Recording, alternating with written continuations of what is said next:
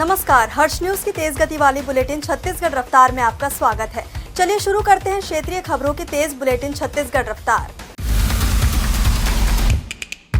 छत्तीसगढ़ में शाम ढलने के बाद हल्की ठंड महसूस होने लगी है। अगले सप्ताह से तापमान में गिरावट का दौर शुरू हो जाएगा और ठंड बढ़ेगी। प्रदेश के कई हिस्सों में सुबह धुंध ही छाने लगी है और रात को भी ठंड का एहसास होने लगा है। मौसम वैज्ञानिकों के अनुसार अगले 5 दिन रात के तापमान में कई बदलाव नहीं होगा। बुधवार को अंबिकापुर सबसे ठंडा रहा, यानी न्यूनतम तापमान 14.4 डिग्री दर्ज किया गया। वहीं दुर्ग सबसे गर्म यहां रहा, अधिकतम तापमान 32.6 डिग्री रिकॉर्ड किया गया। छत्तीसगढ़ के एक युवा इंजीनियरिंग की पढ़ाई पूरी करने के बाद विलुप्त हो रही मटपरई शिल्प पर काम कर रहे हैं। इलेक्ट्रॉनिक एंड टेलीकम्युनिकेशन में बीटेक करने के बाद नौकरी नहीं करने विलुप्त हो रहे आर्ट को ही अपना पैशन बनाया है।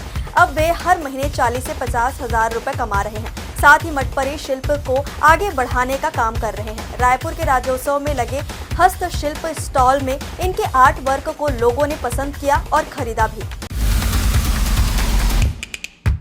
जांजगीर चांपा में शिक्षाकर्मी और प्रयोगशाला सहायक पद पर नौकरी लगाने के नाम पर 2 लोगों से 3 लाख रुपए की ठगी की गई है। इस मामले में पुलिस ने आरोपी शिक्षक मनमोहन सिंह को गिरफ्तार कर लिया है। पूरा मामला साल 2019 का है। जानकारी के मुताबिक कोरबा की रहने वाली सुलोचना बंजारे ने छत्तीसगढ़ शिक्षाकर्मी और प्रयोगशाला सहायक पद के लिए फॉर्म भरा था। इसी बीच एक रिश्तेदार के जरिए उनकी मुलाकात आरोपी शिक्षक मनमोहन सिंह से हुई थी।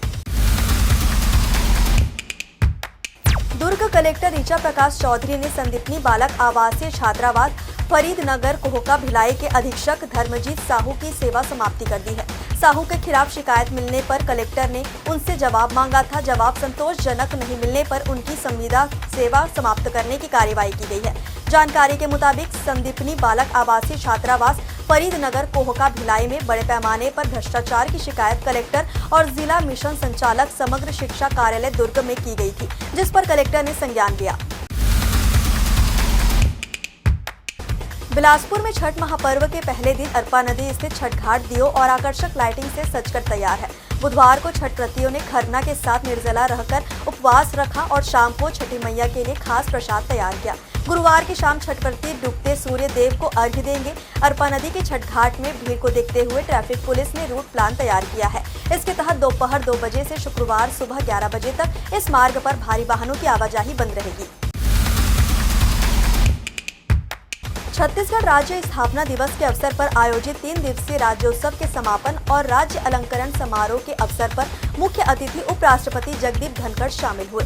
उन्होंने कार्यक्रम को संबोधित करते हुए कहा कि विकसित भारत के निर्माण के लिए सबकी भागीदारी की जरूरत है। इसमें छत्तीसगढ़ का योगदान बढ़ चढ़कर होगा। उन्होंने कहा कि छत्तीसगढ़ देश के लिए एक मिसाल, यहाँ मुख्यमंत्री विष्णुदेव साय के नेतृत्व में विकास के नए कीर्तिमान बन रहे हैं।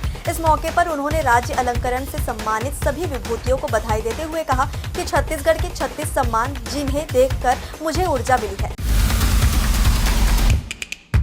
छत्तीसगढ़ के बीजापुर जिले में आज सुरक्षा बलों ने अपनी सूझबूझ और विवेक से एक बार फिर नक्सलियों के मंसूबों पर पानी फेर दिया है।